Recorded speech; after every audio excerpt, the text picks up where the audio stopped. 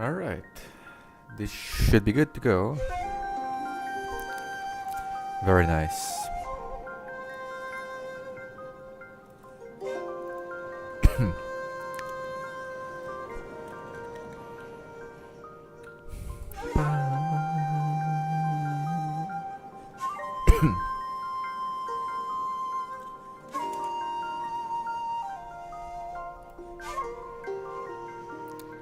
Let me save this real quick. Pictures.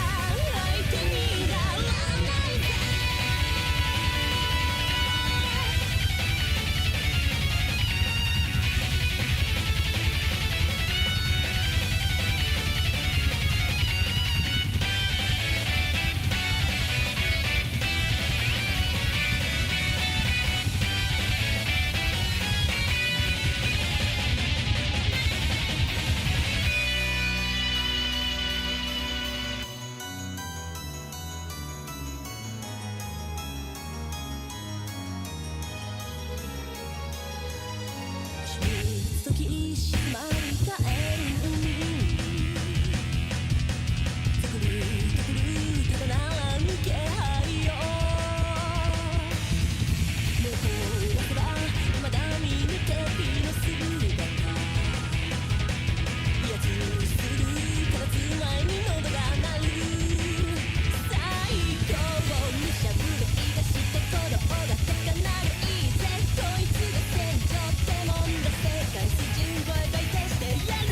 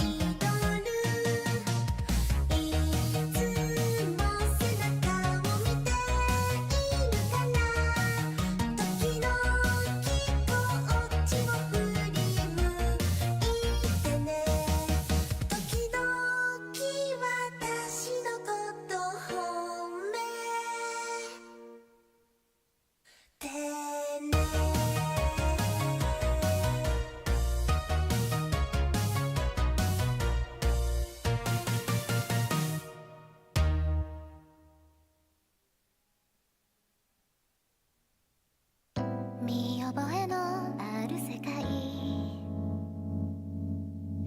いつもの部屋の風景景色繰り返すこの世界隣には優しいあなたいつかなろうそして変遷現代化回収あなたとまたそこに幾重にも重なる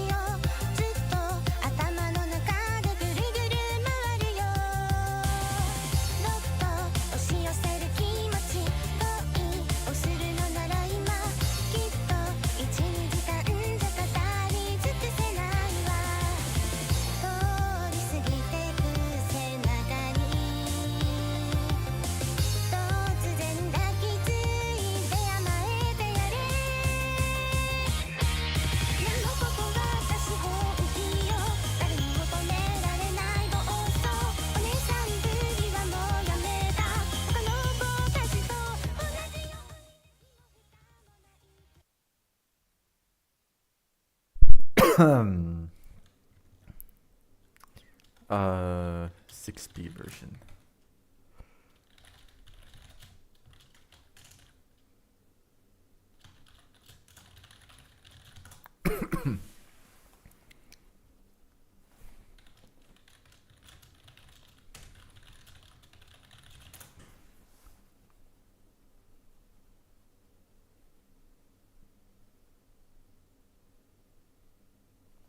Okay.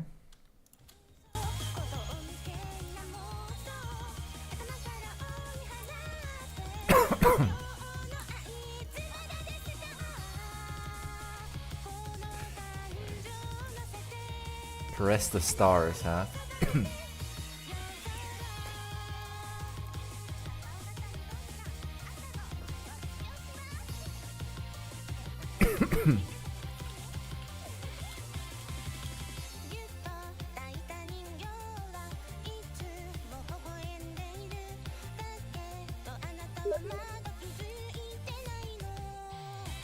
Our room name is just Doko? Am I retarded? Let me check.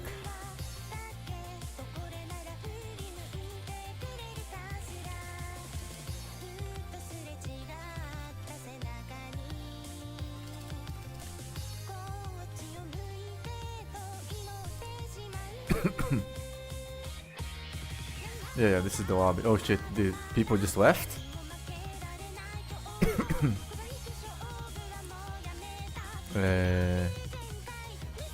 Oh, because it reopens the lobby. Oh. I see. Oh. Okay, yeah, rejoin into this. Okay, I'm sorry. I didn't know how that works.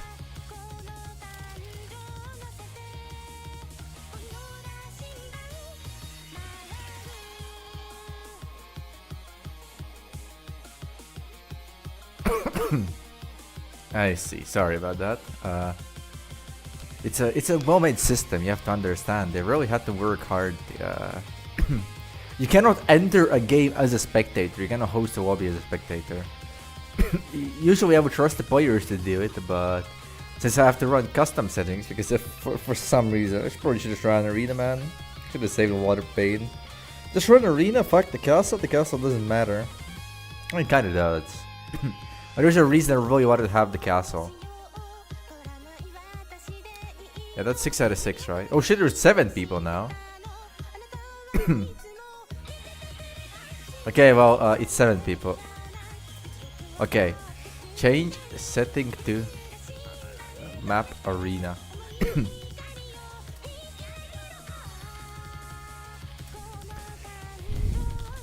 Okay, we have a fallback plan. We have late joiner.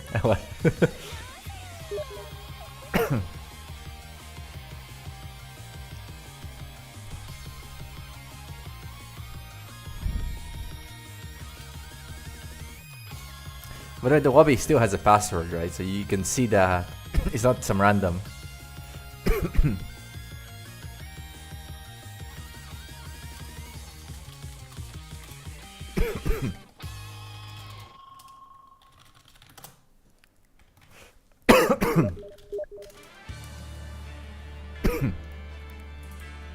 All right. Well, it's you have to understand that this is part of the fun, really.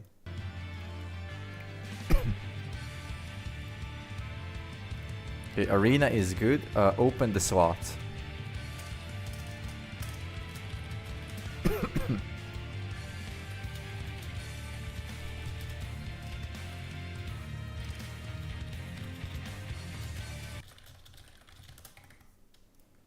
Is my fucking VLC bugging? It's just a bad sample or skip song?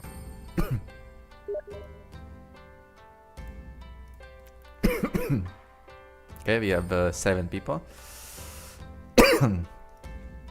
Technically there's slot for an 8. Even if we actually get 8 people, I'd be amazed. That would be very, very impressive.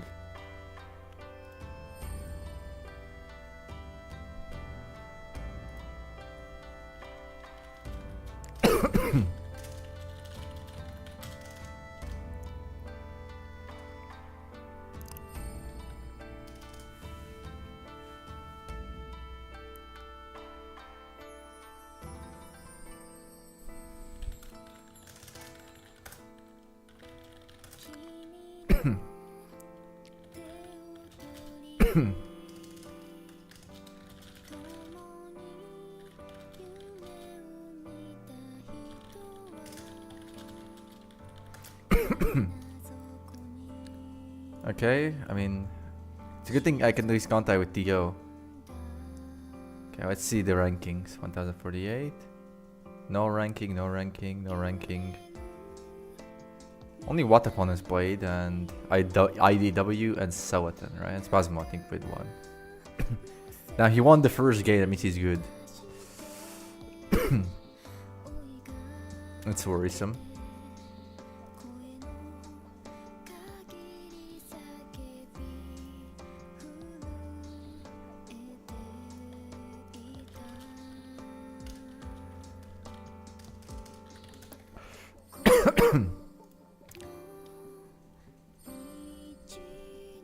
I can report people. Oh my god.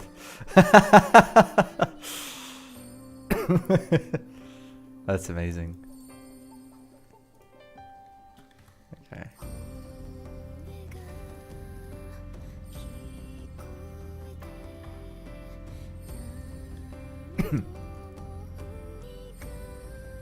Hope it's not ranked, right? Just to be sure.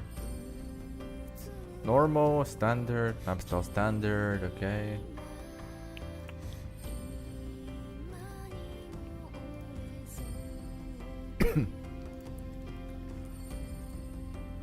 Okay.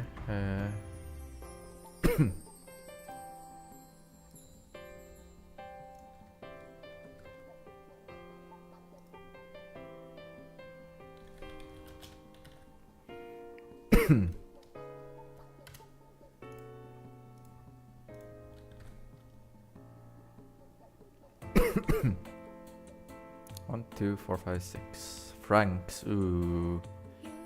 2 players going Franks. 1 Portuguese. Portuguese is a very good choice. There's a good reason I suggested it. Well, they might have started. Oh yeah, they did.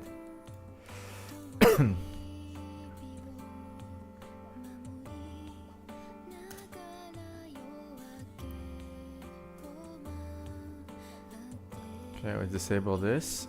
Where's my capture age client? I think. Yeah, no, there's teams, but they can see they're not in the same team, so it's okay. It's not cheating. Let me mute the music in the background because I want to put the AOE sounds play.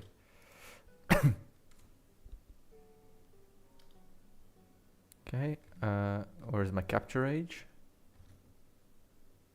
Capture age Coco. Okay, capture age is Coco. So now we switch the capture age. Oh shit. We start? Yeah, surely we're not gonna miss much at the beginning, right?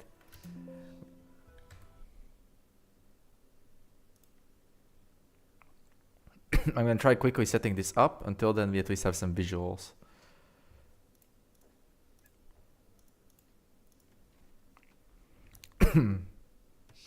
Yeah, there we go. Now it's working. Let's switch to capture age. Great. Okay, good. All right. Welcome to AOE2. I mean,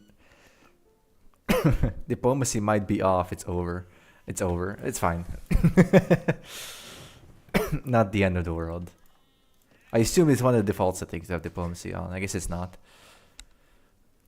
Don't restart. No, don't restart.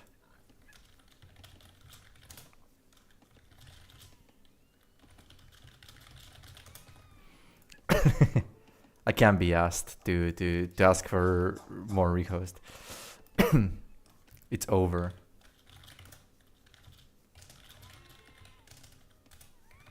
All who say no are gnosia. Man, that's such pressure. Alright, fine. They can rehost.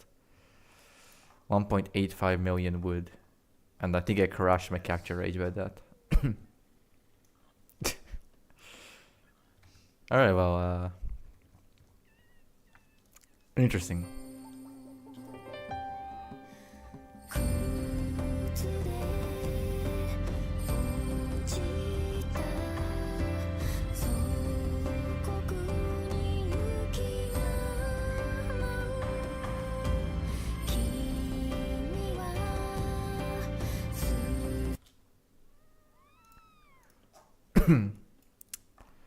I mean, everyone's playing, I guess. Nobody cares? Question mark? Like, I mean, he's building shit. Yoho is doing shit. Black is doing shit. It's fine. Anyways, let's just dive right into the colors. I guess they're playing. In the blue, we have Reko playing as the Burgundians. In my opinion, he's probably one of the favorites in this tournament. Even though hasn't got like the best opener here, I can tell you that much. No lumber mill first berries, and no sheep under the thing, and no boiler. But he does have Burgundians, and I know that if you let him build up a little bit, in the castle age, he comes out with a bunch of cavaliers. That's like the one thing he does do, and that's actually kind of scary. That's like very, very effective as a strategy. In the yellow, we have Blazicazu. He's also another player who's not quite bad. His economy is a lot better, but for some reason he has, 11 on food and 3 on lumber. It's a bit much on food. He's going to run out of these sheep very, very quickly. He does not need this much food, and he doesn't have the wood to build the lumber mill since he started with the regular mill. That's why he's chopping this straggle tree right now. And now he has, 9 idols he's setting to berries instead of just luring the boar. Okay, based. 9 man lure. He's kiting the boar with 9 villagers. Based. Alright, in the black, we have Spasmo as the Portuguese. I mean, he has the best civ pick, and he's long distance hunting the fucking hares here. Giga based. I mean, look at this. This villager has to walk from here to deliver the food. But he does know about the change where the TC removes this. Purple? Yes. Oh no! Where's Purple's villagers? Oh no, he fell for the gaslight! Oh no, he ran out his villagers and he just ran in the middle with all his sheep. And now he has to bring everything back. Oh no, gaslight bros, we won! Oh no, I can't believe it. He's playing as the Franks as well, which is one of those civs. I mean, Franks are gonna be good late game, that's for sure. They have a lot of very, very good tools, so surely he can recover from this mistake. I mean, he hasn't been doing anything for a while. At least he had the right opener. I mean, he built a lumber mill at the start instead of a normal mill on the berries. I mean, he can still recover. It's not like a big deal. He's only, 15 villagers behind at 8 minutes. In the red, we have Watapon. His openers look a lot better. He milled the rabbits. He milled the berries. He's a lot on food. Maybe a little too few on wood. But he's about to go feudal age, I think. Yeah, right there it is. And he's going for relatively fast feudal. I mean, this is like decent fast castle opener, but and this lobby I think is fast feudal. He clearly knows what he's doing, which is not a good look for purple. In the light blue, with the evenly spaced houses in a grid, we have Celaton, who is long distance collecting from the berries to the mill he built right next to his town center. And now he's building a lumber mill. Very, very based. I don't know what to say, but I have a feeling that this guy's gonna struggle more than purple. He's got a lot of idle time here.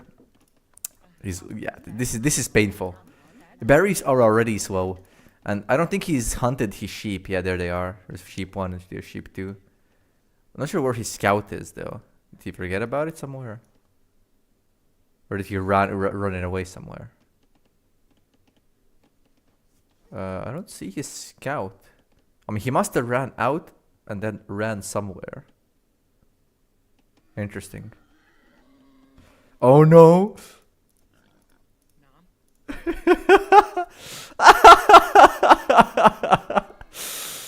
Based. And in the green, we have Odin as the Vietnamese.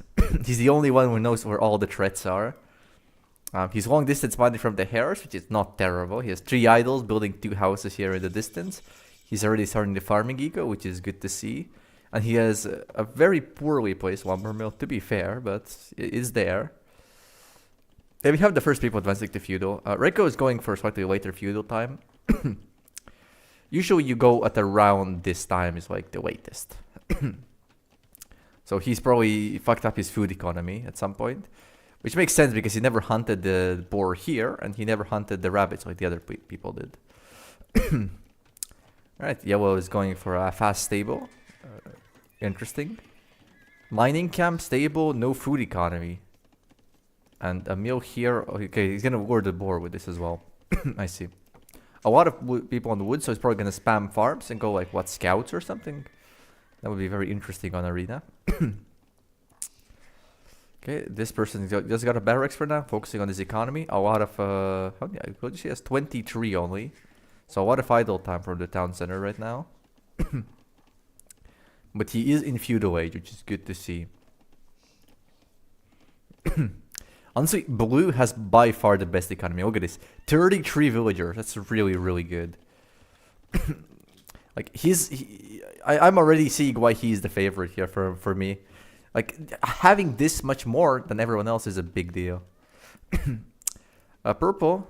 I mean, he's going to the berries right now. I mean, he has to catch up. He just has to build villagers. He has to hope nobody attacks him. And I think this is going to Castle Age. Not yet. He's going Gloom, and then there is the Castle Age for Watapon. And Reiko is still not out of the Dark Age. That's a level of greed unseen, and I think he's going to fall behind because of it. Because for some reason he has 7 villagers on gold in Dark Age. And he's also building this very cute grid-like structure with the houses. I'm hearing noises. There's a villager dying, right? Somewhere. Guess not. Okay, yeah, there's a mill on the boar. I don't hate it. By IDW. I think IDW is playing surprisingly well after that late start. He might actually have a legitimate shot at this. And what upon in the castle? He's probably going to be first, right? Oh my god. Oh my god. Oh my god. I mean, look, it's better to have villagers than to have idle time. Yeah, do your best. Gambate. Oh, you know, he...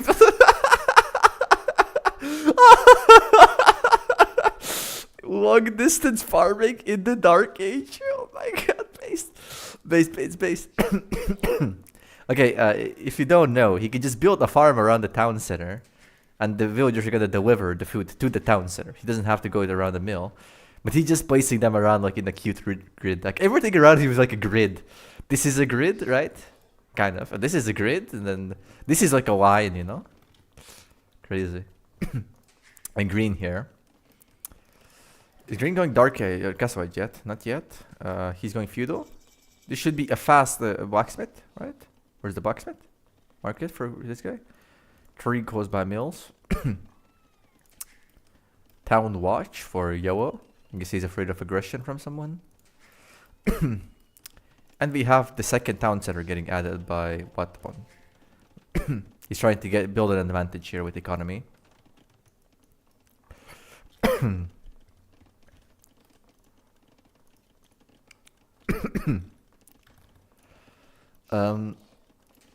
honestly, I really like Spasmo's economy here.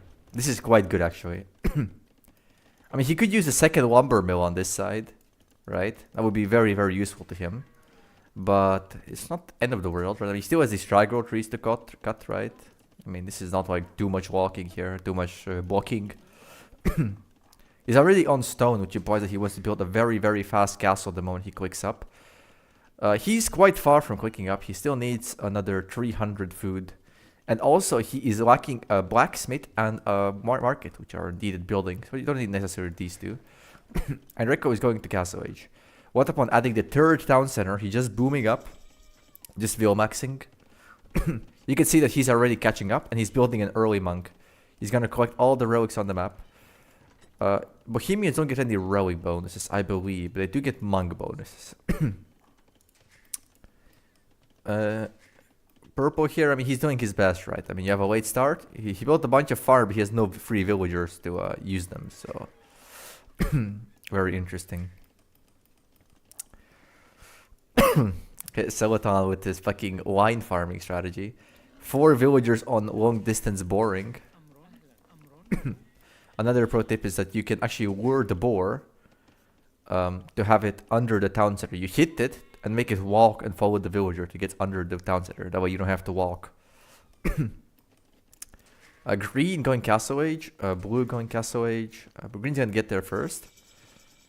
Let's see, black is in Castle Age, not yet. Yellow is in Castle Age. Let's see how many town centers are people gonna be adding. That's gonna be very, very important. He's adding an early archery range. A stable into an archery range, even. And he has 4 spearmen to protect the walls, I guess. Okay, and Rekko's going for the barracks. I assume what he's going to do now is going to research every tech. Wait, is he going Imperial Age? He almost has enough research for Imperial Age. You can see Watapon slowly collecting the relics. I mean, each relic is like 1 gold miner, so he's collecting 1 villager at a time. And it's an infinite source of gold, which is very valuable. He's already beating Rekko in villager population, with Odin being in third, and he's adding 2 town centers at the same time. He knows what he's doing, right? You see him booming up. Celaton finally clicked up to Feudal Age. The way how these games go is that you really want to get to Castle Age, and you want to put down a castle somewhere in the front. If you can manage this much, you just put down some random castle somewhere around like here. Let's say this would be perfect for white blue. You are just turtled enough where nobody really wants to attack you. Like, they know you're not a threat immediately, right? Because, like, come on, you went to Feudal Age at 24 minutes. But they're also like, well, you are going to be annoying later. But they don't have the ways to destroy you. Like, what they're going to build, like, siege ramps? Like, it's hard to take down the castle in Castle Age. Okay, Spasmo going to Castle Age as well. He has a very, very, very good economy here. I'll be honest here. This is looking very, very clean. It's late click up, but I like his odds. And here we have the outside castle by Rekko. Protecting exactly nothing. If he placed the castle a little down here, he would be protecting the stone, the gold, and the gold. He chooses to build in a very fascinating spot. Also continues on stone, and he's out of wood, so he can't reseed the farm. He's probably sending all his villagers to wood. He's the only player with only 1 town center in the Castle Age. Spasmo. Building some archers. Okay, villager population check. Rekko in first, tied with Watapon. Now Watapon in first, and then Odin in third. Watapon just spamming monks. He wants to collect every relic on the map. Relic victory is actually enabled, so... okay, but yeah, with this relic, it's pretty impossible. If a player collects every relic, it starts a 300-year countdown, which is like 30 minutes or something, until you automatically win the game. Yeah, we're coming out with some knights. And he's not gonna let red take this relic. He's just gonna kill it. One relic still here. And purple with the late start, I mean, he's going to Castle Age before Celaton. Celaton's not ready. He needs to build some houses. He needs to... He has 10 idols here for some reason. I mean, 7 here and then 3 more somewhere. Who knows? Green here. Make sure you turn up the game audio.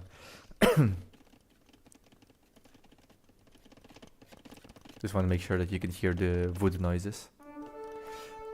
And we have some first fighting. Odin's cavalry gets killed here. And Reko's monk gets killed. Or they're going to be taking this personal. Oh, base. I believe this technology turns food into gold. Right? Farmers, or I think farmers, slowly gain a trickle of gold when farming. This is a very well balanced economy. This economy is not that balanced, but it's more output, so it's also quite good. And now he's going barracks. Interesting. He's going for infantry play. Not sure what infantry he's going to be building here, but we will see.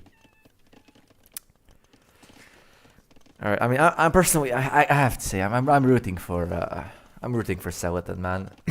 It's clear he is the weakest player in the lobby. I mean, look at this. Like, it takes one glance to see that he has what is this? 16 villagers on stone without the castle, so he can't build the castle. Okay, Wazikazu adds a second town center finally, so he's ramping up the economy production here. And we have a monastery for Grey. IDW and Castle Age, still not adding town center. He's wallowing like this is Arabia, so he's thinking ahead. And Reko is going to Imperial, like he's just rushing to it, man.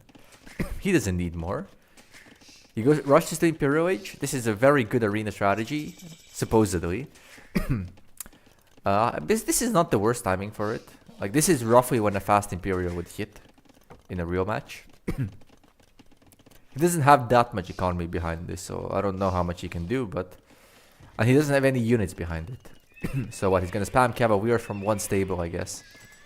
And he's getting all the techs. So he is building a very strong army. I would be very scared for yellow here, in particular. Green, I think he would be fine. Because he's got villagers on stone. He's gonna build a castle, like somewhere here, and he's gonna be fine. Well, actually, maybe not. This is Imperial Age, like he could build trebuchets. It's gonna be painful. Yeah, everyone's adding some castles. Yeah, this castle I like more. I mean, he's protecting something. Right? He's protecting the stone. I mean, he could have been a little more aggressive, but it's fine. Yeah, there's a town center for blue. Red's still ramping up the economy, but he's behind Odin in villagers. Odin is winning hard in the economy game. Yeah, he built 3 town centers instantly, just building villagers. That's it. IDW, he doesn't have the second town center yet. He's not building it. It's interesting. And he's housed right now as well. He can't produce anything because he's a population cap. You need to build more houses. Idle TC time, and we have Imperial Age for Spasmo. I assume what Spasmo is going to do is he's going to build a bunch of feitories. It's a Portuguese unique unit, or unique building actually, that takes 20 population space, but provides an infinite trickle of resources. If the game lasts long enough, he theoretically has the advantage because he has infinite resources. He has infinite source of stone. Yellow so far still not doing much. And honestly, blue is also not doing very much. I mean, he went fast Imperial Age. He's building some trebuchets. And I think he's gonna direct them to Odin. That's what I suspect. Building a university here, probably for siege engineers. That's a very useful tech.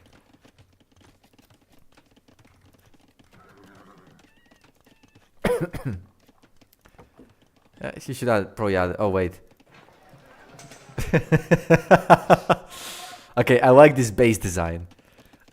He's locking in the gold in his base for later use. Oh, what the fuck? There's room! There is room for a mining camp? Oh my god. That's crazy. I can't believe he pre-planned this. I mean, there's gonna be like, it's like impossible to work around this. It's gonna be super inefficient, but... I mean, come on, at least delete the lumber mill and build the lumber mill closer, right? It's gonna help both things. You're gonna fix both issues. Alright, and we have Portugal here. He's starting to build organ guns. This unit is the, I would call the noob killer. This is the ultimate noob killer unit in mass. In actual games, it's probably kind of mediocre. I mean, sometimes you use it, sometimes you don't. Like, it's good against infantry, I guess. But the reason why it's the noob killer is because when you build enough of them, they just kill everything. Like, you build cavalry, like 20 of these guys, they're gonna wipe like 50 cavalry, like cavaliers. Like, they're just dead. There's nothing they can do. Like 20, 30 of these guys, and they're fucked. Was this Lithuanians? Maybe? Oh, it's Bohemians. Yeah, just make sure. Yeah, so we have 5 relics here. We have 1 relic here, and no relic. Oh, we have 1 relic for 2 relics for yellow even. Does anyone else have a relic? I don't think so. Now you have Odin building on this side. Just collecting the free golden stone where Rekko should have placed the castle. And the defensive unpacked trebuchet in Boo's base. Very, very interesting. And he's moving out. He's moving out towards Blazikazu now. Just building, yeah, there's the paladin. I mean, these are fully maxed, right? Now, he doesn't have the attack upgrade or the last armor upgrade, which he's not researching yet. But these are very, very strong. Okay, let's go back to Salatin here. Okay, Salatin's finally going to Castle Age. He just needs that one last villager. He has probably a lot of stone by now. Let's see. Yeah, he has almost 1,200 stone. Oops. Odin floating 6,000 wood for some reason. Build some farms, man. Yeah, there it is. He's getting a bit cramped in his base. He has no room. I guess that's why he's chopping so much. He wants to cut through the tree so he has room to place farms. He's building a house wall around his actual wall.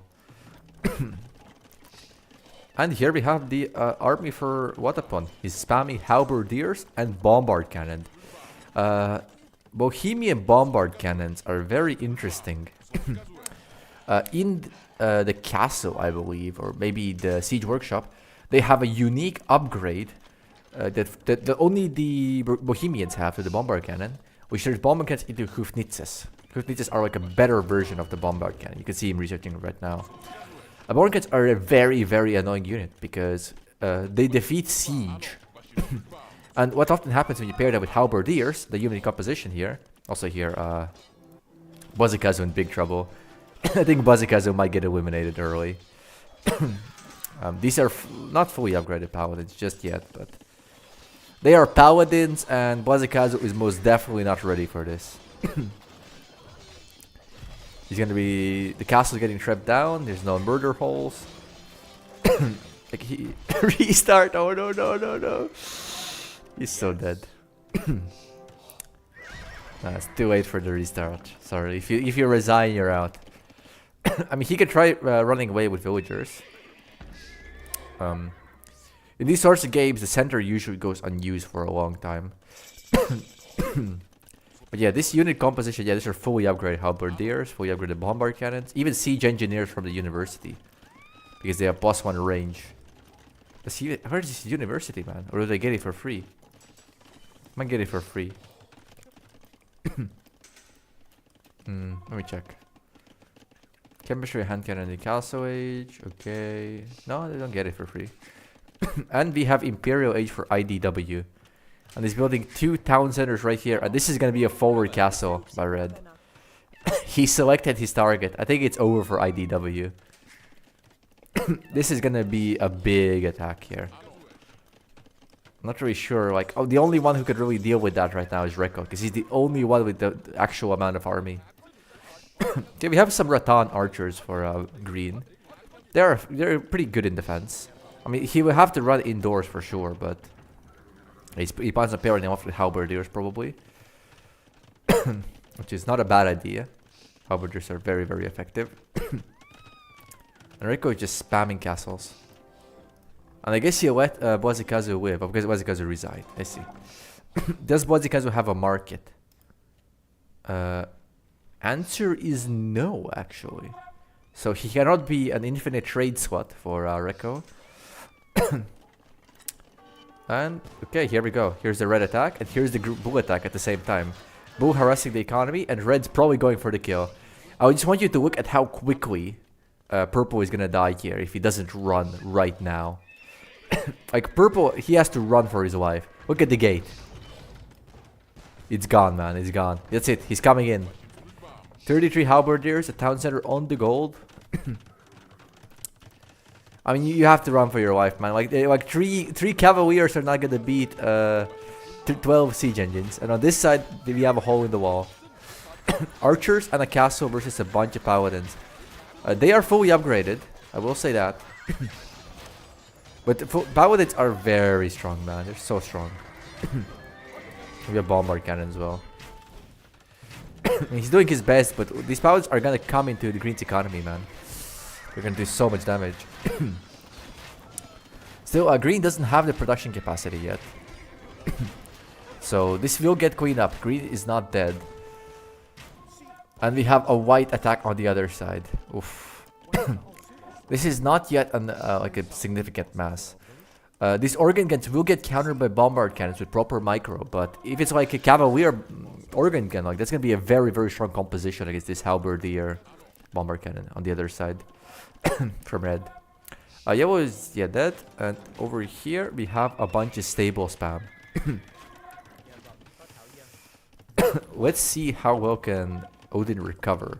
He still has a lot of villagers. I mean, he has the second largest economy in the game behind Rico. Yeah, and IDW resigns. Unlucky. So now it is yellow attacking red. Red is not yet reacting to this. But yellow, gray doesn't have the critical mass. He needs to build a couple more castles. He needs to get some organ guns out. He needs some stables. Like he's not as strong as he thinks he is yet. Like all of this will get leveled very quickly if red just reacts. I have a bit of quiet moment here. I mean, Skeleton's doing his best here. He's slowly building up. He's got the one castle here. But now that it's Imperial Age, it's kind of not a big deal. We have skirmishers here. That's not very good. Oh no. Odin's not building barracks. Probably the villager who was building them died in the last raid and he's not reacting. Odin's still in the game, but yeah, you see that. This got leveled by the Hoofnitzes. And there's gonna be a counter-attack for sure.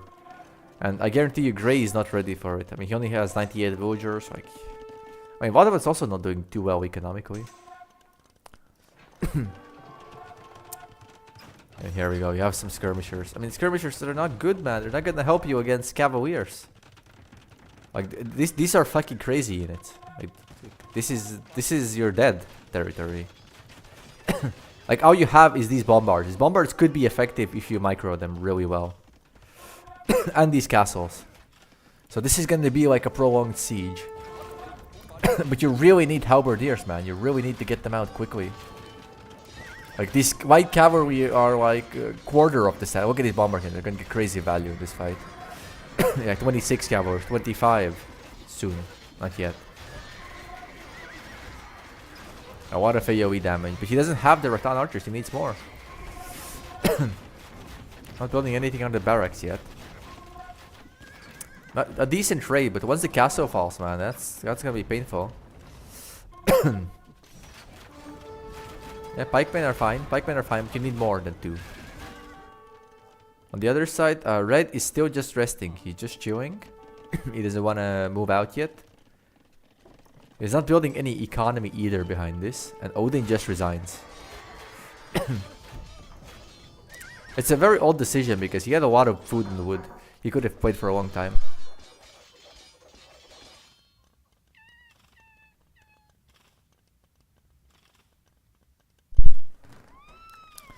And that just leaves us with 3 players. This is going to be very, very quick. Spasmo, who is right now building the Fate areas, as I talked about. Infinite source of resources. It is slow, and he really needs more army. Okay, he's building hand cannoneer organ gun. That is very good against this halberdier mass, but it's not going to be very good against the bombard cannons. And on the other side, we have another... Oh my god. 32 hand cannoneers. 15 hoofnitzes. What is this? How many halberdiers is this? 48 halberdiers. Like, this is a fucking army, man. And monks as well against siege. If he can micro. Like, this is a very, very good team composition here. Like, it's gonna it's not gonna completely destroy this, but just army of 1 unit is usually not very effective when he counters everything. Like, this is an anti-champion counter. He's expecting infantry if he's building hand cannoneers. Because if you build infantry against halberdiers, it's very, very effective because infantry just beat. Like, it's just a bigger, beefier guy with more attack. Spasmo really needs to add more production. Like, what is this? He's producing from 1 building here and 1 building here, and that's it. Nothing more. Add like 2 more castles, add a bunch of units, and you're good to go. And we're just spamming castles. Look at this. That's so many. Protecting every resource on the map you can find. And slowly moving towards the center of the map.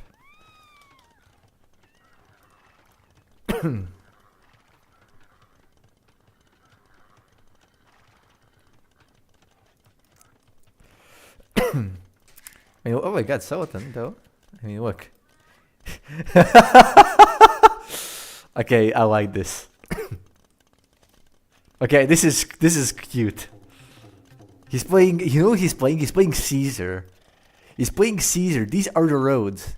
Right? These are the roads around the building, and these are the slums. Right? This is the recreation area. This is the school area. And this is the this is the work area. Okay, this is the work area. Oh my god. I actually figured him out. And the sad part is he's actually got a good army. Like, this is legit. Like, I mean, he's obviously not stronger than any of these guys here, but a Mamluk's here. If he actually goes elite Mamluk, he gets some tech. He goes Imperial Age. This just pure mass Mamluk is gonna decimate this. Like, it's not even gonna be a battle. Like, it's gonna completely destroy. Like, you get like 100 Mamluks, you move into this, it's gonna completely melt. So this is actually a very, very good unit choice here.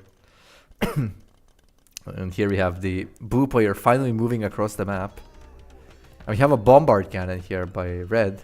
Very defensive.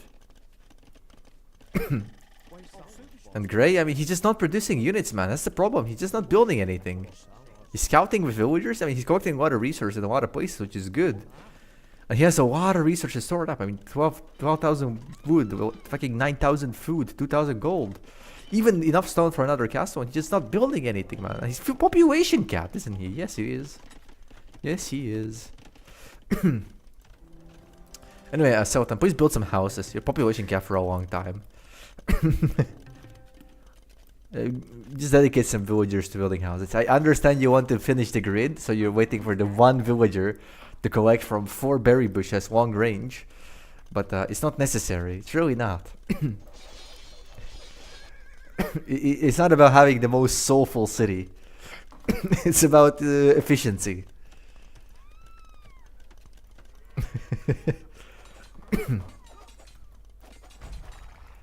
Yeah, this guy just finishing off the dead player with villagers. I mean, this is actually not a bad idea. You come in here and you build a town center in the back. And no matter what happens, you're insulated. And Blue is finally mowing out and doing some damage to Gray. Couple of villagers gonna die in mining camp. Like, it's nothing significant, but I mean, look, you'll take what you can get. And you have some forward castles by Reko. I mean, Reko is population capped. He has a lot more economy than Watapon. He has a lot more economy. Which is very valuable. There's the Imperial Age queued up for Selatin. He just needs to go through, what is this? 3, 4, 5, 6, 7 villagers first, which is gonna be like 5 minutes, and then he also needs to build some houses. And he only has 1 villager on wood with 21 on food, which is a little interesting as well. I assume he at some point double clicked his villagers on gold or something.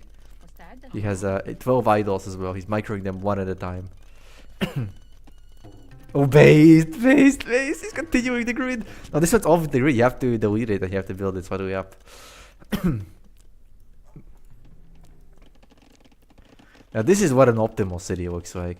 4 lumber mills in a line, 3 of them do nothing. 5 mills overlapping with farms.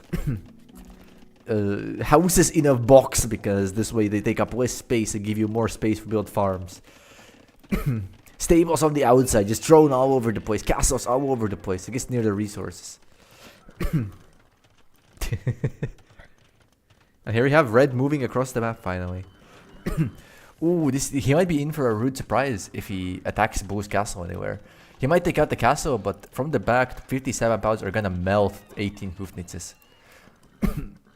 Right, so it depends on where he's gonna attack. If he attacks down here, he's gonna have a good time because he just has to move his halberdiers around and slowly take out the castles. He moves on the other side, is gonna be kinda shit. Okay, he's moving in the right side. And Rekko's gonna see it. The question for Rekko is gonna be, he's gonna see these guys die probably very, very inefficiently to this composition. What is he gonna do about it? I don't see any siege workshops. I don't see much of anything here. There's the monks. He's gonna go for a conversion probably. Trying some monk micro. Based. I lost 6 monks to convert 1 unit. So actually that's not true. Not bad. There's Rekko's monk back. Okay, well, Rekko now knows about the Hoofnitzes. And he's queued up 38 more paladins after seeing that. Here we go. Here we're gonna see the oh wait, I mean he's a bit slow. Oh no. Look at these paladins, they're gonna melt. They're melting, man. They're all running into the halberdiers. I mean he's gonna take out the Hoofnitzes, so it's not a terrible trade, but if he doesn't kill all of them, like it's so bad. And he's not gonna kill all of them. I mean, he has to add something, right? You know, like what's gonna work against it? Skirmishers. Skirmishers should be quite efficient against what he has here. But skirmishers are like a trash unit. So you want like skirmisher siege, skirmisher bombard cannon, for example, would be good. Even if your bombard cannon is worse. And yeah, you can see here's what I meant. The towns are in the back, hidden with a castle. Still, he doesn't have a lot of units. I mean, he is not population cap. I'll tell you that much right now. It said, oh yeah, he is because of the Feitories. He has 3 Feitories. He has a very, very big economy. Unless 50? I guess not. Damn. And we have a white blue player finally moving out. This is actually a very legitimate army, I'll be frank. Like, this is a threat to every player on the board. If he micros and plays this properly, this is a real force. He just really needs to get elite Mamluk from the castle, now that he's Imperial Age. He needs to build more houses, because he's population capped. His city is very, very pretty. And he needs to not run all of his army into a castle. That's not gonna work.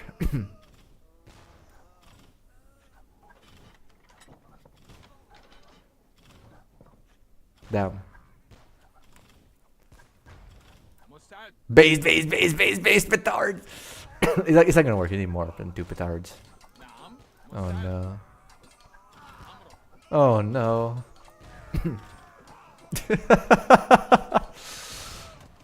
Oh no. He doesn't have the resources to rebuild that.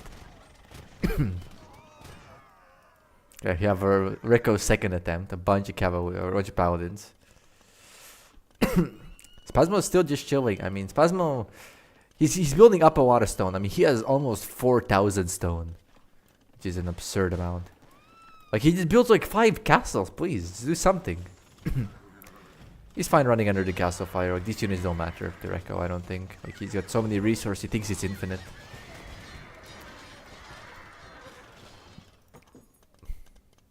Interesting. We're gonna have a friendship mine. Holy the cage. It's not even good because the halberdiers are gonna fuck him and he's under like, what is this? 1, 2, 3 castles, 1, 2, 3 bombard cannons, 4 bombard cannons. Like, and 5 castles, 5 bombard cannons. What a fortress. Like, you need siege to break through that. And Hufnitze is like super anti-siege. Because they have more range than the bombard cannon. Like, it's so hard to deal with. Yeah, but this is like the critical mass of organ guns. So this is a strong army. White Boo is still in the game. He's getting elite Bambok finally. He's collecting some gold here. He's building a mining camp, which is good. He's gonna rebuild. He's gonna micro next time. He's gonna do good stuff. He built a town center here, but he's doing nothing with it. So this is probably just to survive. And on this side we have Rekko taking yellow's resources. There's a lot of gold here. A lot of gold. Red's collecting here, which is all good. And we have white or gray moving out here, Spasma. I mean, he's moving out with a lot, but I'll be frank. Even though this army is very effective, Hufnitzes are gonna tear that apart. Like, you need something that can kill the Hufnitzes. Like, a Cavalier would be ideal. And he just not building anything else. He has one production building of every type.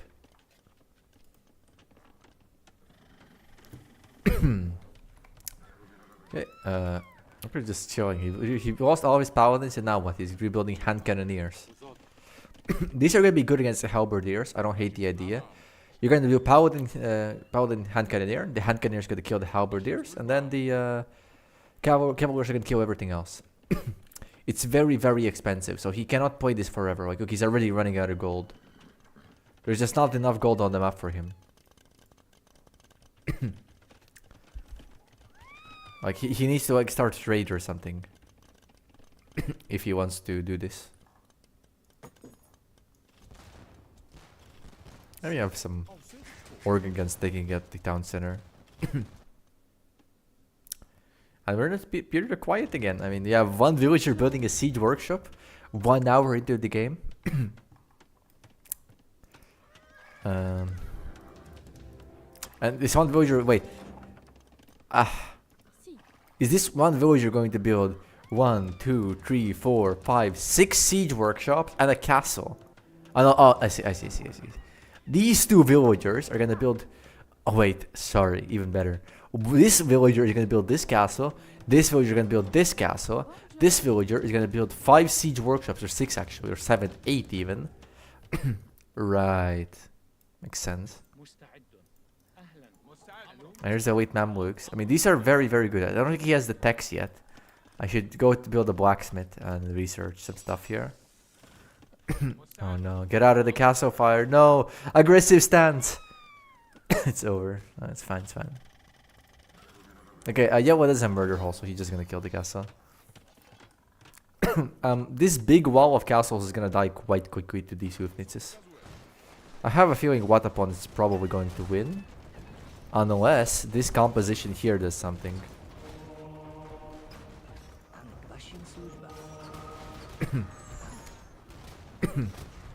Well, he converted 1 unit and he lost it immediately. And here you have the Hufnitzes. The reason why they're so good at defending. They kill the siege trebuchets. You need bombard cannons, and your bombard cannon is worse than a Hufnitze. It's very, very hard to siege Burgundians. They are a very, very powerful arena pick. One of the strongest arena civs in the game. For good reason. It's very, very oppressive, this unit.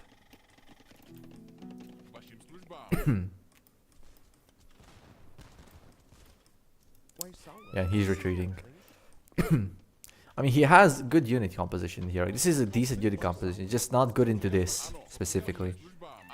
Like, these Hufnitzes are just Exodia. Against anything that doesn't have Cavalier, like Rekko, or Siege, like Bombard Cannons. Alright, see, here's MB5. Look at this. Every unit in the game looks like this if we're the organ gun. And now you're gonna see the opposite side of this. The Hufnitze versus the organ gun. Yeah. Like you can see both sides of the story here. Like this entire army is just gonna die to these Hufnitzes. Like everything looks like this against the organ gun, and the Hufnitz just has more range, so the organ does nothing. He's gonna lose them all, isn't he? At least he can rebuild quickly. You have Blue finishing off that raid for resources. Red for some reason is idling his villagers here instead of collecting. It's an interesting decision. And here we have the counterattack by Red. I mean, there's no halberdiers here. Like I said, like if I mean, Portugal has good cavaliers. They have very good paladins.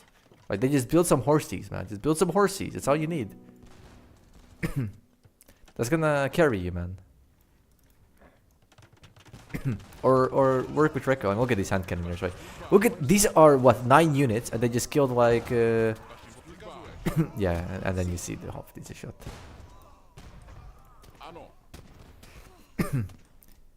And now it's just Hufnitzer, man. Imagine one horsey is gonna kill all 16 of these over a long enough period. That's all you needed to do. Just build some stables, man, please.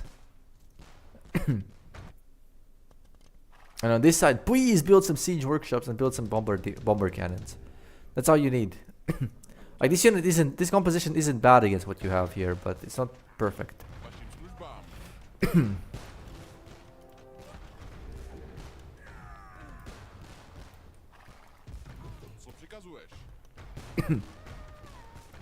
Yeah, there's a hole in the wall. Notably, Red doesn't have a lot of units, which is interesting. What is the Red's resource situation? It's looking good. It's looking honestly the best out of everyone here. He has almost 10,000 gold, which is a lot. Oh no, Blue just missed this.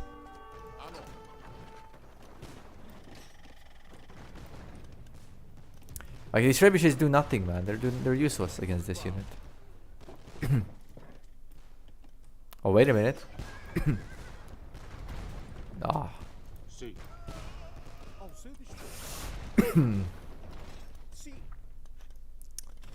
I mean, oh, he's trading with Odin. Odin's market, a single trade card. Oh boy. We are engaging in some trade. This is an infinite source of gold, assuming Recco wants to build a bunch of trade cards and clog up his population space. It's like clogging the toiler. And now we're gonna see where Hoofnits are not so great. I mean, they're not terrible here either. This guy just needs to move in with micro. Okay, these halberdiers, they're not enough here to beat this many cavaliers. Like these Hoofnits are dead as fuck. Trying to take out whatever he can. Yeah, all the Hoofnits is gone. That's all the Grey needs, man. He rebuilt some castles, he built a bunch of stables, and that's it. Siege workshops I don't hate. Siege workshops are okay, specifically because siege workshops build bombard cannons. Is he gonna build bombard cannons is a different question. I have a feeling he won't. Just a suspicion. Oh no, they are. He's building bombard cannons. They are worse than Hoofnitzes, I will tell you that right now. But just because they're worse doesn't mean they're not good. Like, the unit is basically the same thing except I think it's like 1 range difference. You can beat that with a little micro. And now Blue in a very dominant position actually. Like, he's the only player trading right now. So he has inevitability, the same way Portugal has. So Red is getting a little bit outscaled, if anything. White Blue is actually still in the game. I had completely forgotten about him. He's finally building towards the population cap. He's continuing his cute grid. He does not have a good economy, I'll be frank. He's very low on food, specifically. He does not have any trade with gold and stone. These are quite significant problems.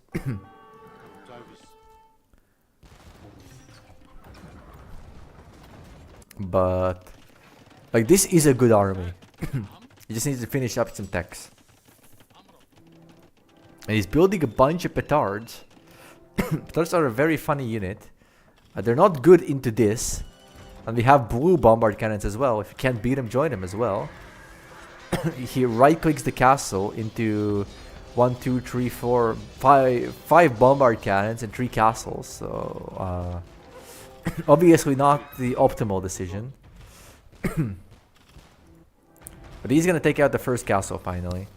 Red is slowly crumbling here. He's bamming skirms. Skirms are like useless against this composition. I mean, they're not useless. They're okay against the hand cannoneers.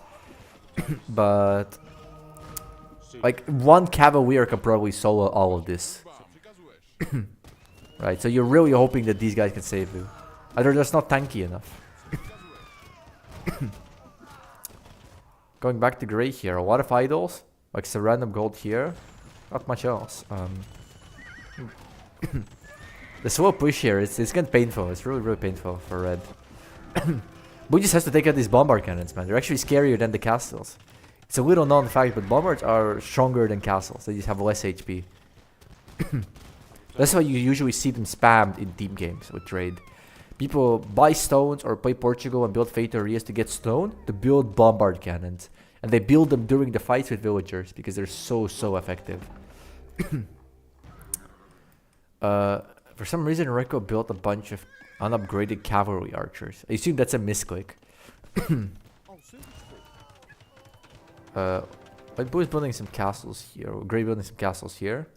And we have 9 unescorted bombard cannons moving towards red. And another 11 here. I don't know if he knows this, but like one cavalier is gonna kill everything here. So now red is doing the same issue that the other players are doing.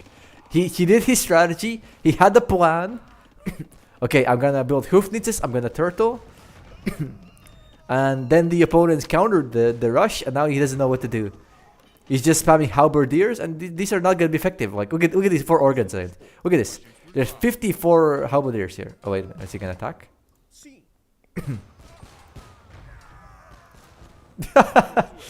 Okay, 4 is not gonna beat this many, but I mean still, you can see that he lost a lot of them. He had like 57, now he only has 30.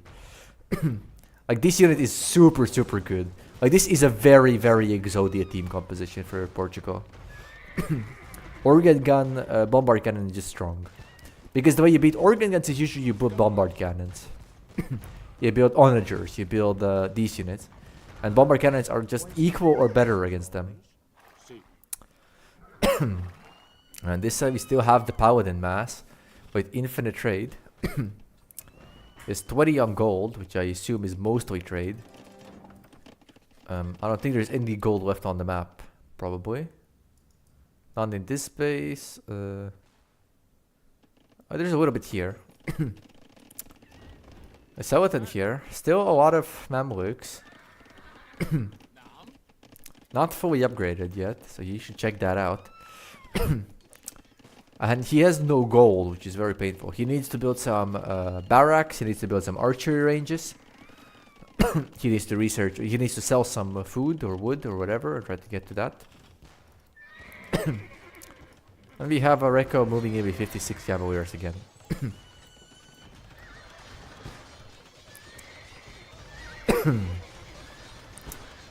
I mean, the Swifties are effective. I mean, look at this. Still doing a lot of damage, but I mean, he's slowly bleeding out the castles. He only has 3 left.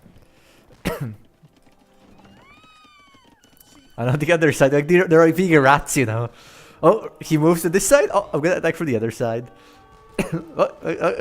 I'm moving it. Oh, I'm moving out. Good luck. Just funny because honestly, Reko is in a very down spot here. If Spasmo had more economy behind all of this, he would be in a very good spot here. But he doesn't. Yeah, he only has 5 fate areas. I mean, generating a little bit, but I mean, look at his food, wood, right? For example, his food and wood income is terrible. His gold and stone income is pretty good. So he really needs some more villagers. He is population capped though, so. Gray is attacking something. Oh, there it is. He's using the petards on the. Oh no, he's using the petards on the stables.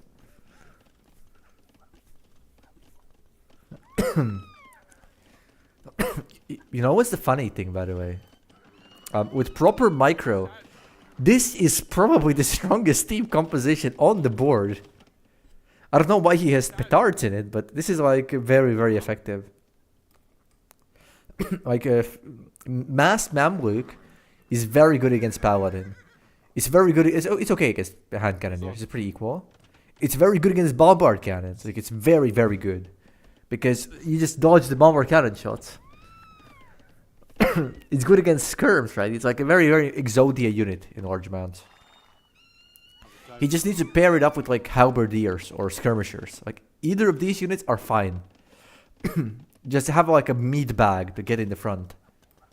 And this is probably one of the only gold left on the map. And Rico, how many castles is this? 12 castles, man. Crazy. And yeah, and this wall of bombard cannons that was looking, bombard tower that was looking so impenetrable moments ago. Not looking so good now. I believe the Bohemians don't actually get the tech.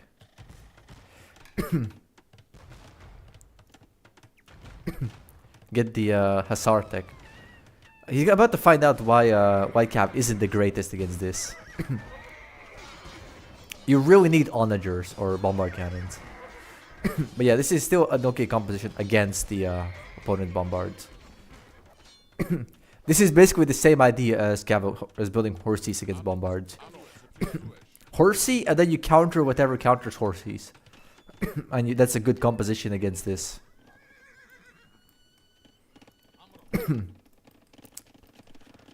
I mean, my boo is doing his best. We have a lull moment here. A lot of Fateries, so I mean, if nothing happens for a long time, the only people benefiting are Reko, who right now has how many trade cards? 12 trade cards, he's one of the players benefiting. And Spasmo, who has an infinite source of resources. For the love of God, build some production buildings and build some fucking villagers on the wood. You have 600 wood, man. Like, build like 5 villagers and put them on wood, they're gonna be fine. Your economy doesn't have to just be this trickle of resources. You don't need every resource equally. He's not even population cap, he needs more. Okay, Star's on food cap and he's building more houses. Well, he's about to find out that that doesn't work. If Wonder Victory is on, wait a minute. If Wonder Victory is on, Rico could just sell a bunch of wooden food and build a Wonder right in the back of the base here. And I'm pretty sure that's gonna hold. Like, with this many castles and this many stables, like, just spam Hussar, man, and you're gonna be fine. Like, I'm fairly sure Burgundians get Hussar.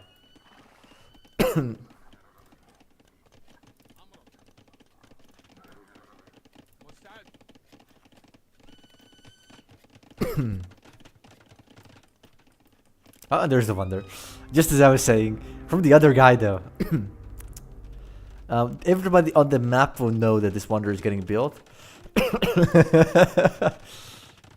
So I think I understand Blue doing it. I don't suggest Red to doing it.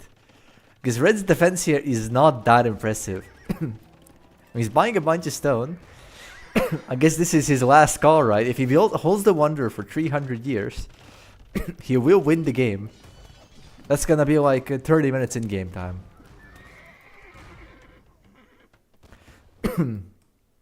Oh no.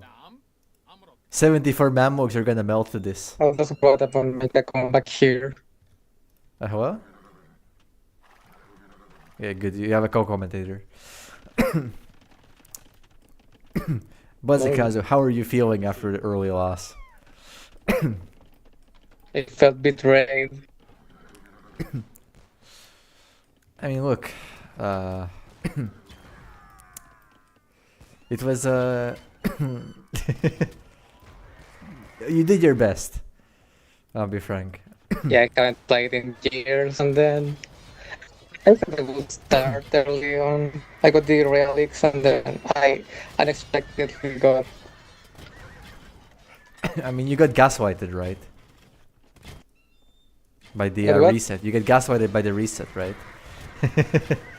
Yeah, I also fucked by the teams. Like I was expecting diplomas, I was stuck in team one with team slot, so I couldn't diplomacy at all. I couldn't take for my life. Oh, you couldn't diplomacy because you set a team. Oh, so everyone else can do it, but not you. I think coding was in another team alone as Odin well. was team 5, I believe, so he also set team. Yeah. Rico Well, it was is all trolling a Rico's little bit. line. Yeah, I mean, and White Boo is moving out against Rekko. White Boo has had this, enough. this is how Watap wins. He just slowly drops Reiko against the other guy who's slowly moving around the map. I mean, Sawatan's doing his best, right? Probably just let Watap crush Reiko. He's too strong right now. He probably doesn't know. When it comes to Rekko, if Spasmo actually builds some production buildings, I think Spasmo is probably gonna win. Like you may not think of it like this, but I can guarantee to you that Rekko will not know how to counter mass organ gun. Like he will just not know what to do. He's gonna run in like 60 paladins into 20 organ guns. He's gonna lose them all, like 4 times in a row, and he's gonna lose. Right, but the problem is that Spasmo just has no production buildings. He has like 7 Fateries and no wood to build any units. Like if he builds like 10 villagers and puts them on the wood, he's gonna win, but he's just not doing it. He has like 7 stables, 7 barracks, 7 archery ranges, and 3 castles, so that's it, you're winning. The release hits it up a little more vision on the map, so he can know when to strike and when to run away and from what. Okay, Watapon's base is getting broken already by Spasmo. This is what, 11 organ guns and 5 bombard cannons versus Hufnitze and 1 castle. You don't think you want to kill Watap right now? It makes sense, I mean, there's a wonder. Oh no, there's gonna be a fight in the middle with Soetan versus Rekko. And Soetan is gonna fucking destroy this army. Like, it's not even gonna be close, unless the bombards start hitting. Oh, he's just running away. Oh Are they no, allies? he's over micro. Oh no, they aren't. Yeah, this is like Exodia team composition. Mamluks are like the OG most OP unit in the game. Outside of maybe Mangbudai for Mongols. And Rekko can't rebuild this army, by the way. So this is actually a big loss. Huge amount of his army. White Bull having like the biggest impact in the game just by protecting Watapon. 330 years until the Wonder victory. If Watap can reveal quickly here his army.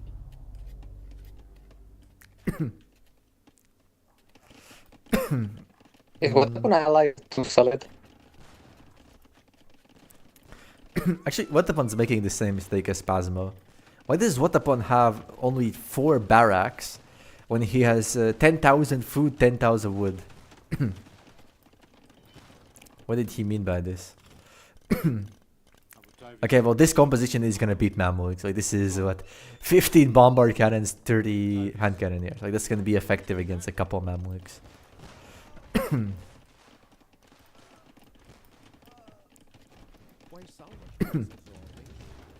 Why is Soloton mining with the middle of the map without a single mining camp?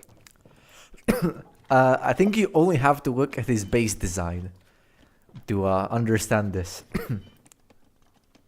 It's part of the plan. Yeah, he got in what was your probably desired position where people mostly just kind of ignored him. And now, oh no, the bombard cannon shots, man. Like, this is, oh, he did the move command. He's not attacking. Oh no! He just right-click the units to move to a location, and if you do that, they don't attack. Yeah, he lost everything there. Yeah, and now what upon? This army is very strong. Even like cavaliers and shit are not going to be very effective against this because once there's enough hand cannoneers, they just kind of kill the cavaliers. They're not good in like not into critical mass, but once you have enough.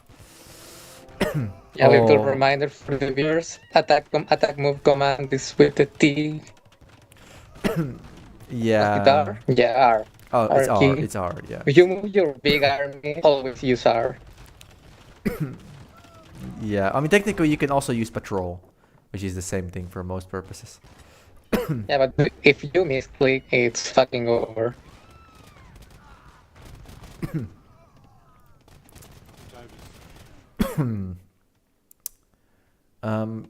Spasmo's not building any units. I guess he's overwhelmed.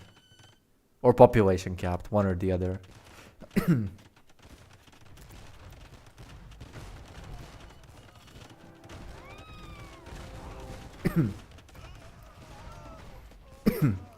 Yeah, this Rekko army is Exodia. The question is, can he push through the base fast enough? Like organ guns are gonna be quite effective against this, but he already has the counter unit. He already has bomber cannons in the composition. So he has to build like what probably onager bombard cannon and and organ gun. Like that's gonna completely destroy Blue's army, but that's about it. Red, I feel like he's dead. I don't think he's gonna hold for 200 years against this. Army now.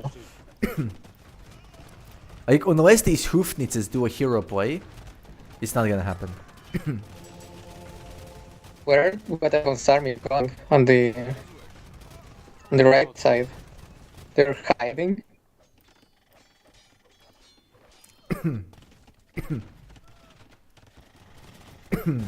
What about it's a nice number of units, but they're going around. There's the I don't Hoofnitzes, know. and we have a micro war now. I mean, the funny thing about Gray is that he's building onagers, which is good. That's going to be very effective against Rekko's army, but it's not going to be very useful against what Upon is doing. And Rekko, he can't push through because he doesn't have enough bomber cannons. He needs to bring some villagers forward, build a bunch of siege workshops right into Wetapon's face. Because if he loses these 6 bomber cannons, I think he's done for. Like, Wetapon just gonna win. He doesn't know about the Night Army. I hate looking at Spasmo's resources so much. Like, it's painful to look at. And also Seletan just lost all his Mamluks again to this composition. Like this is a good composition against Mamluk. Those 22 idle villagers, Sullivan.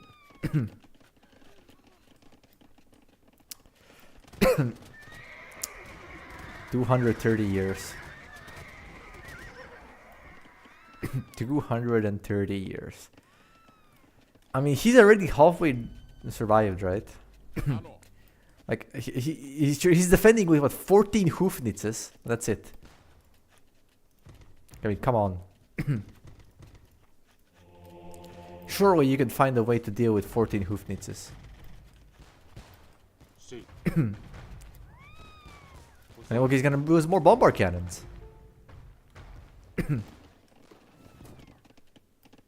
Oh, wait a minute. Wait a minute. Spasmo is cutting through. Spasmo is cutting through the trees here. He's gonna go around the Hoofnitze wall. I mean, honestly, they don't need to do it. They could just build a bunch of bombard cannons and a couple of organ guns, and it's gonna beat everything. But I mean, look, it's literally just Watapon out microing them, because he has the Hoofnitz and he just right clicks the bomber cannons. No one's paying attention, and then the bomber cannons die, and then there's no bomber cannons to push down the castles anymore. That's the problem. Yeah, now it's a race against time. Yeah, it's only they're taking way too much time. I think we're gonna need the to send the cavalry. I mean, there's like a million ways to break through this. Like Rico, he could build like 17 hussars out of all his stables and just run them into Red's base. And Red is gonna die instantly. Like, 2 castles and a bombard cannon are not protection against hussar. Like, this is, you're gonna lose all the Hoofnitzes. The onager cut is coming, and Red sees it. He sees it coming. He's building a palisade wall. Because he doesn't have any stone. The States are not gonna solve the Onager. They're just gonna murder everything in 2 shots. The Hoofnitze is gonna kill the onager really, really quickly.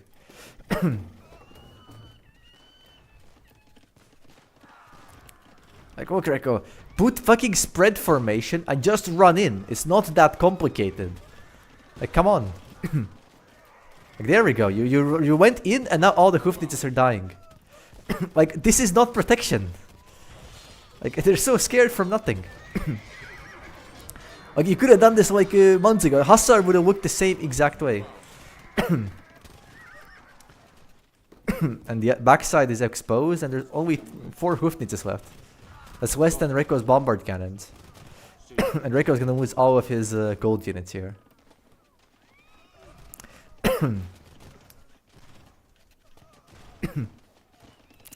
So with only 9 Mamluks, please build some barracks, please build some archery ranges. Like, you're still in the game. Like, you unironically could win with just Trash here. Like, Trash is actually effective here. Well, not super effective, like, it's good. Okay, we have 1 more castle going down. And 1 more. The Onagers are getting there. And the Onagers on the backside, yeah, they're here. And I don't think Red has any units, any Hoofnitzes to take out the Wonder now. I think he's cooked. 150 years now, it's over. It's so over. And Selwyn takes out like a bunch of hand cannoneers on the way in. Base skirmisher, Chad.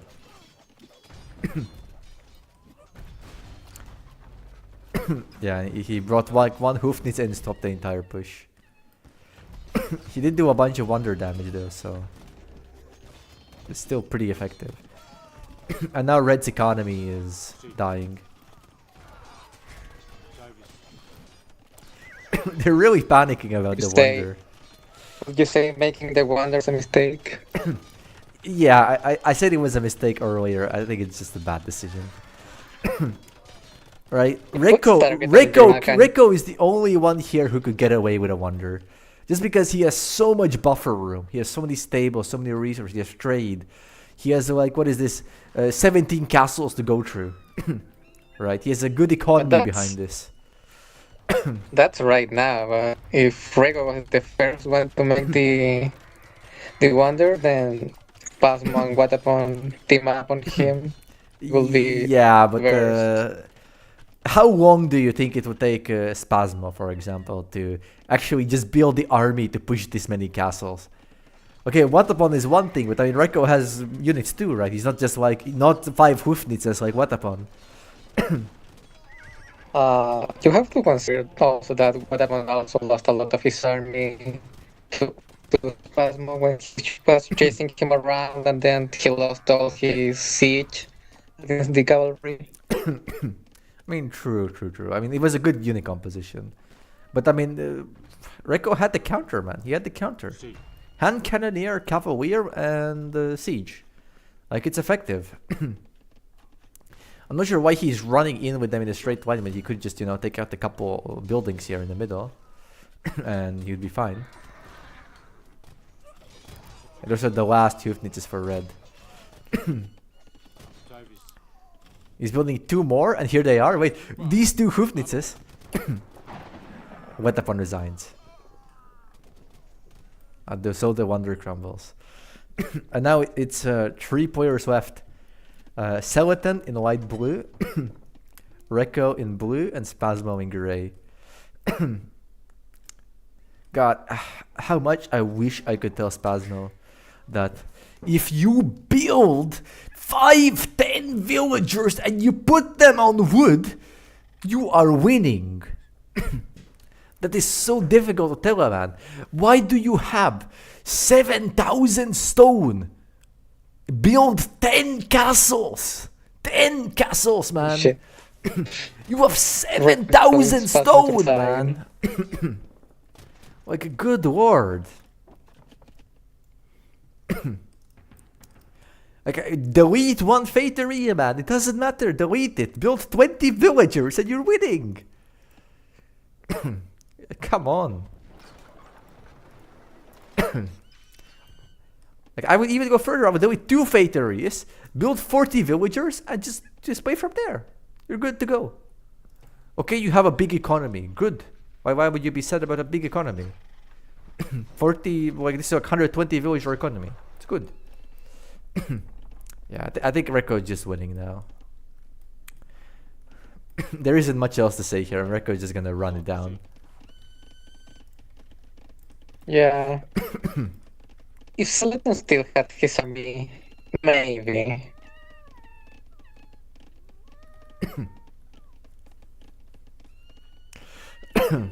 Ahem. To the add-ons in the thread calling him a furkek, the likely winner will always be a Knyat who says chi in my heart.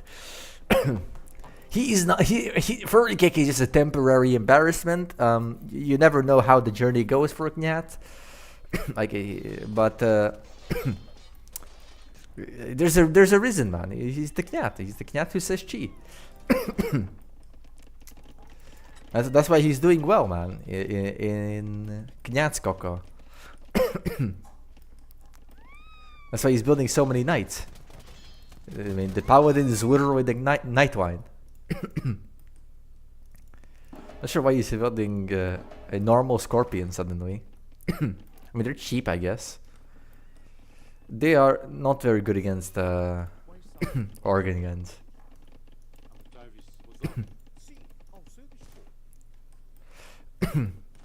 God, it's hard to watch, man.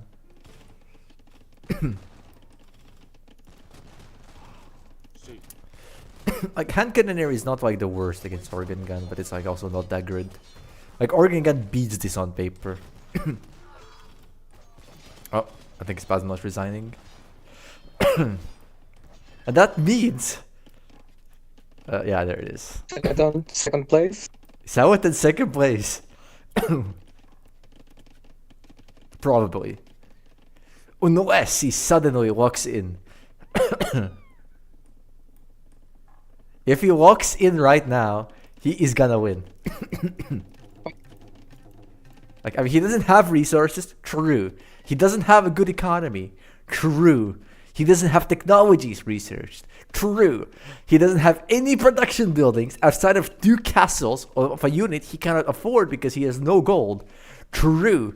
The willpower to stay in the fight all the time. Fight all those. I mean, honestly, to be fair, he actually played a big role in Watapon's defense. Because the 70 units he built, they actually wiped out Rekko's entire hand cannoneer army. And all of his bombard cannons at one point. So it was actually pretty big impact if he just microed the units a little harder. But this villager right here, Count Bell. This villager right here, this female villager, has been idle since minute 2 of the game. He collected the berries long range at the game start. He right-clicked on the berries and he collected the berries. And then the berries ran out and he kept the villager there idle. The Rekko cooking right now. Okay, Rekko is giving him a chance. I'll be frank. I think... I don't think he can beat it with Tungai. Oh, okay, that's 5 now. Yeah, he's building a couple units. He's building a couple units. uh,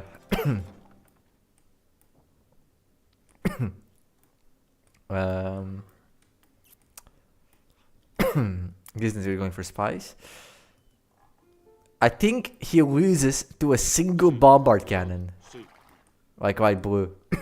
That's the amount of defense he has.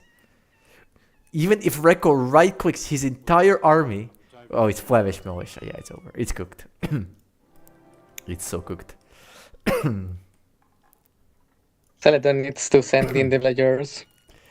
Okay, Celtic really needs to collect as much. He needs to build like anything. Just build towers, man. He has no stone. He has no wood. He has no stone. Build palisade walls, man. It's gonna be a hero play.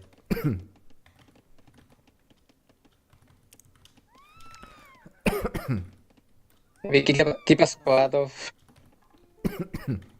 unique units outside the okay, so he can kill the siege engines and then Actually, hold the look, castles. Hold on. look. I'm a naysayer, but actually, looking at his army, 10 Mamluks. If you snipe the bombard cannons without losing the 10 Mamluks, you actually hold this. Like the problem is gonna be the hand cannoneers. You need to somehow not lose the 10 Mamluks to the 44 hand cannoneers. If you snipe the bombard cannons, you got this. You can kite everything else in this army infinitely. You just have to really micro your 11 Mamluks. Ah, if only he had Bracer, man. If only he had Bracer. 8 range, is that enough?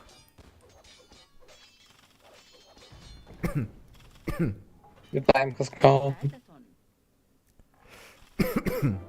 Come on, Skeleton. He doesn't have the tech run. Okay, Lucy, just micro the 11 guys. That's all that matters. The 11 guys. No! It's a move command! It's a move command! It's a move command! Ah, he did it again. It's cooked. He's dead, yeah.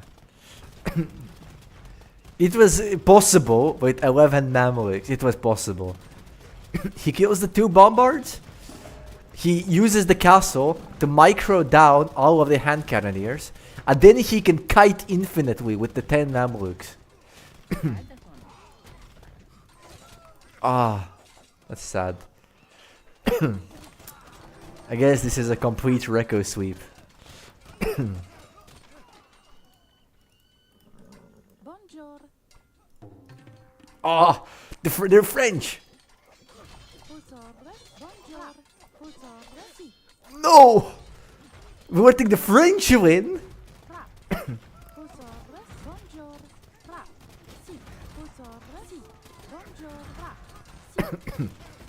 Reko, you can't resign this way. You have to go to the menu and there is a quit current game. And that's gonna resign you.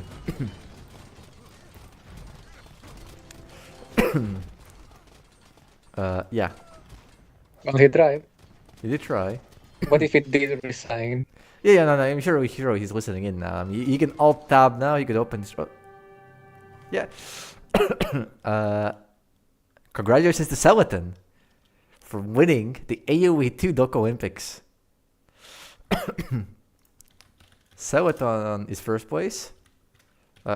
Reko is second.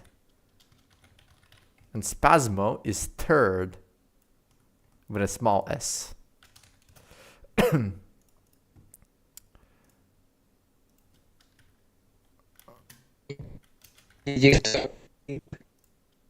thank you, Teach, for hosting the AOE Dokolympics. Man, this was a disaster. Did it take as long as I thought it will? No, we had more time. Okay, let's go through the statistics. I mean, obviously, Reko had the best economy. Like, that's what it boiled down to. He had the best economy.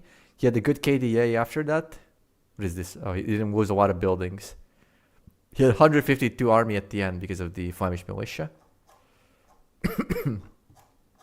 You can see this is Flemish militia. It just turns all your villagers into military units. And you can see Skeleton at one point had the largest military population on the map. And the saddest part is that I'm so Spasmo can't say the same thing. He never had the most units on the map. Right? So look at that. yeah, Sultan deserved this, man. He deserved top 2 for sure. Odin got rushed, so I mean, it's unlucky. He was next to the rush man. Economy wise, I mean, you can just look at the rest collected. Like Rico collected like 70,000 more, even after a flatline, right? Like he's collecting like 20-30% more resources, he can build 20-30% more units. 11,000 gold from trade, which is a lot.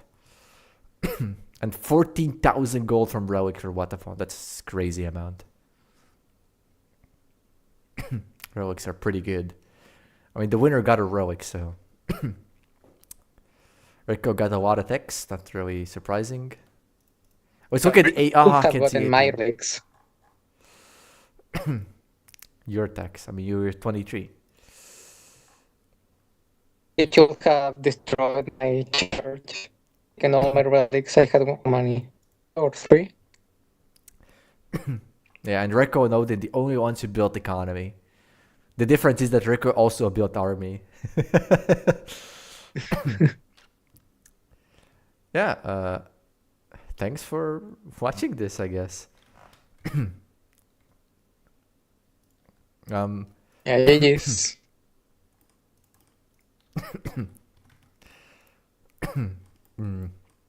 Great.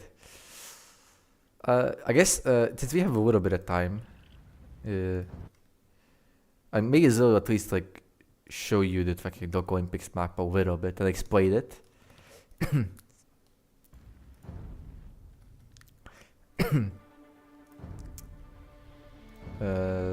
Single player skirmish.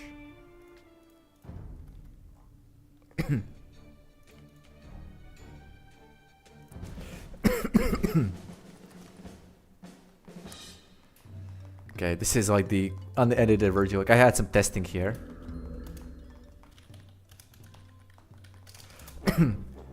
For example, first things first, Umas.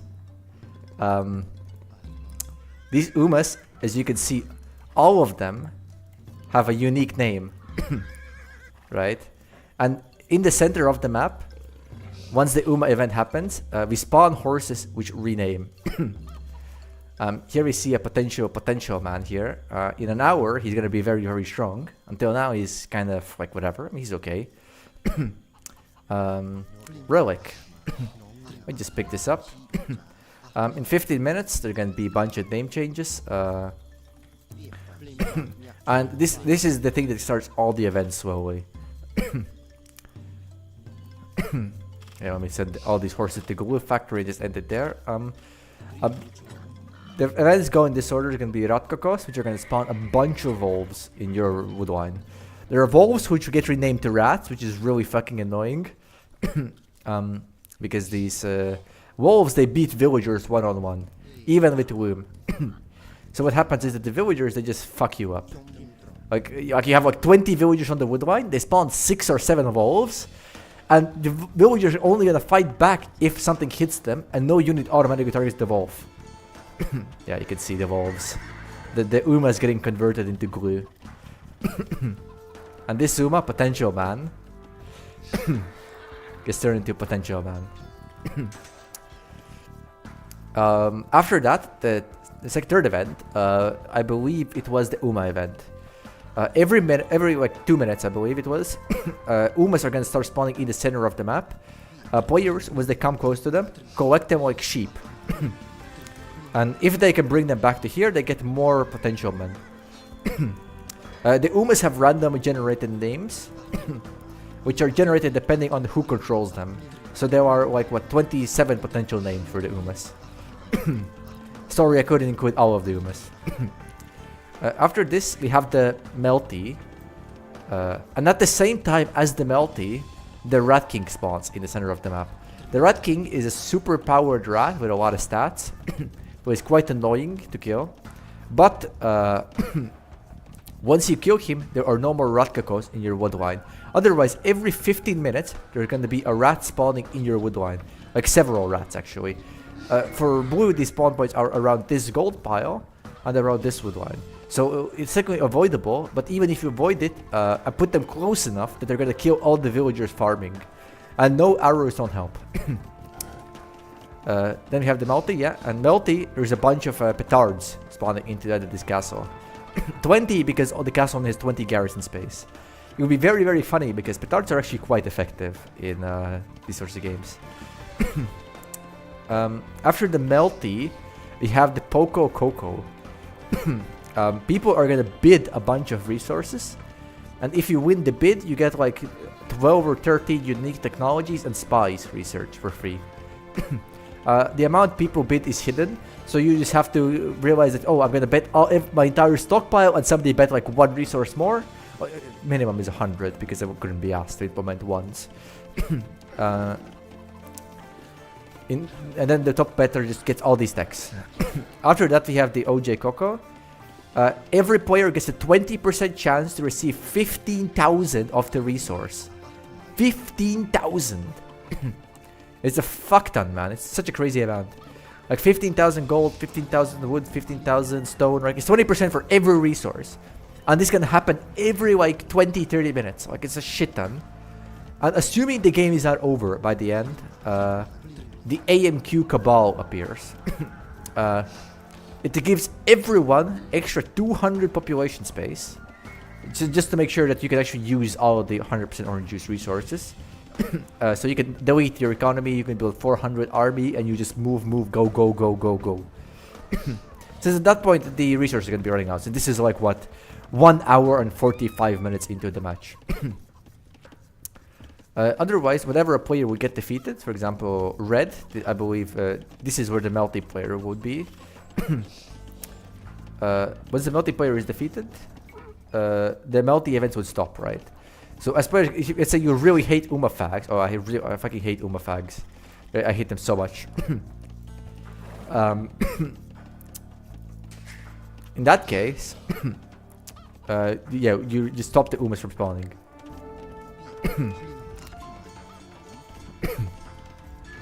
Yeah, that's about it. About the script.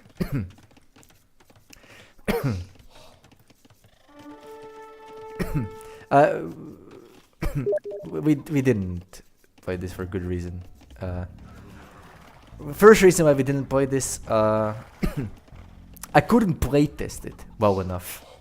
The Poco Coco specifically, this event, obviously the AI is not going to tribute, and the scripting behind this event, if I can go to quick current game, let me just show you the editor.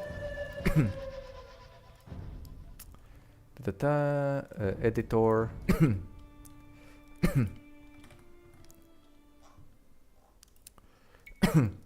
The Poco Coco event is fucking pain in the ass to implement. Yeah, okay, we have 40 unique names for Umas.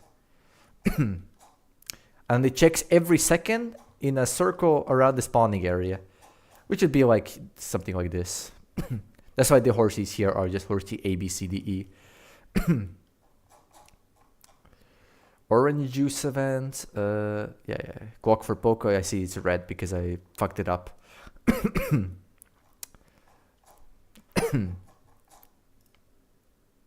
Yeah, this is event just kill Purple, who is the AI player. Yeah. Yeah, this right here is also bugged. I already know why, because I had the same bug with Melty event. This doesn't need to loop.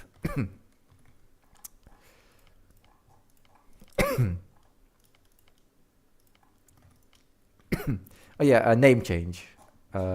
Player 1 becomes Umapyoi, player 2 becomes the Orange Juicer, the third player becomes AM Cultist, fourth player becomes Melty Master, and the fifth player becomes the Poco Coco. There's a bunch of name changes. Everybody sees a chat, the swarmification of Doko. And we get to the Umapyoi starter, and we also get the Rat Coco. Umapyoi starter is just an event that just describes what the Umapyoi event would be, and it starts the countdown to the Umapyoi event. And these are like the spawning systems. Anyway, it's pretty complicated actually. If you convert this to lines of code, this is like, what, 1,700 lines of code. Just because there's a lot of very awkward things like this one right here, right? Like this right here is very, very awkward because you see there's a very small area. Technically speaking, you could build 2 castles in this area. The way this one, you build 2 castles, and you're going to provide petards in both castles. There's a lot of very unintended behavior. But I mean, I couldn't be asked to bug test it. If somebody exploits fucking petards, go be my guest. Have more petards, man. Yeah, the horsey events were terrible. I mean, because you have to define an area for everyone, for every horsey. In order to make the horses go to the flagged area, you have to define it as this. There's also a bug where the kill area is bigger than the object area, right? So technically, if you bring like 50 horses at the same time, only a few of them are going to activate because all the horses of this type are going to die. Another reason is that every horsey needs to apply to a different object, right? So this is horsey B.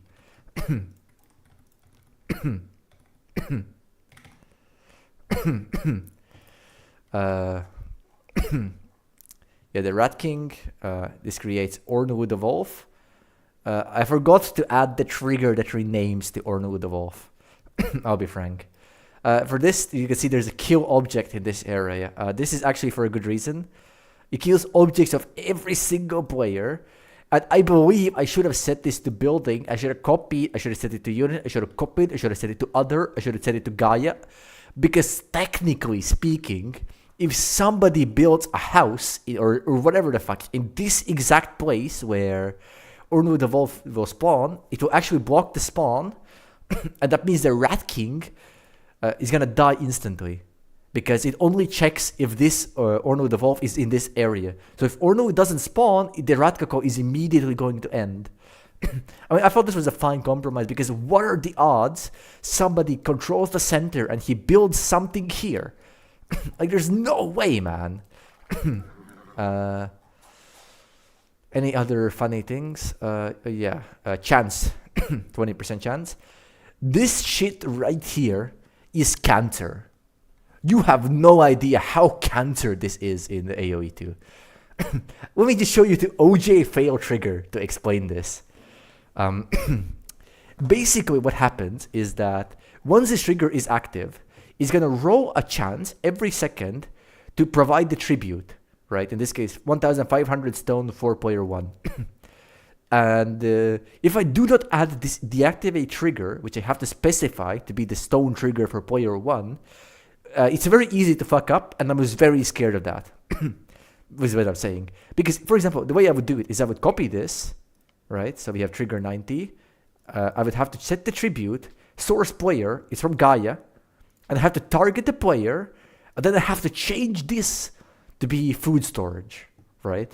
And what if I copy this, and this actually will care about what it to go for player 2, right? And it's a pain in the ass. I double check these should be fine. They should be fine. But yeah, you can see that it was very, very cancer. And also, you have to deactivate the trigger after the chance procs, right? Because otherwise, it's going to go infinitely in a loop, and it's going to roll every second 20% chance, every second 20% chance. And you also have to have a fail trigger, because if otherwise, it's going to keep rolling until success, right? So this is just a trigger that deactivates everything. And if at any point I fucked up any step here, we either have an event that's going to give a player an advantage, would be very unfair. This should not be looping. Right here, OG events get disabled. Everybody receives this information for 60 seconds. Also very cancer. You have to specify the player who sees this information. Yeah, and you have to deactivate every trigger for every player right here. If I miss one, then one player is still going to roll the OJ. These are some clocks here, just for timing things right. Here's a tribute tracker for player 5. I think I deleted the other tribute tracker since it wasn't quite working. You can see it adds the variable for player 5 tribute, and I had the trigger which tracked the amount in variable 5. Right, you actually had to read that in variable 5 of the amount that the player 5 has tributed to player 6.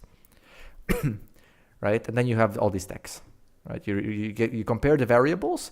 You compare variable 1 tribute to variable 2, variable 1 to variable 3, variable 4, order or equal. In case of a tie, both players would receive the text, and you get a bunch of text, right? Right. And one of the funny texts here is Flemish Revolution, which converts all your villagers to military units. But to even it out, you also get First Crusade. So if you have a bunch of town centers, you also get a bunch of units. So this is kind of troll. I kind of wanted to grief you a little bit.